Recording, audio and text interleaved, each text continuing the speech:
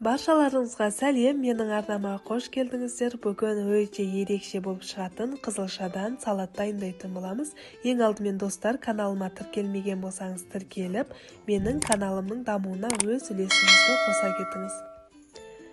Енді салатымызды бастаймыз. Ең алдымен қызылшамызды және жұмыртқамызды қайнатып, қызылшаны теркадан өткізіп, және жұмыртқамызбен соленый огурцымызды көбек етіп турап аламыз. Қызып тұрған майымызға бір бас пиязымызды қызарғанша қуырып, оны да қосып, үстінен жарты қасық қара бұрышымызды және керек мөлшерде майонезімізді қосып, барлығын толықтай араластырамыз.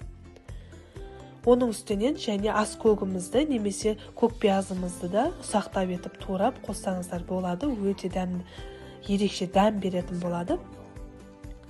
Осылайша барлығын араластырып, қалауыңыз бойынша сәндеп, дастарханға ұсынсаңыздар болады.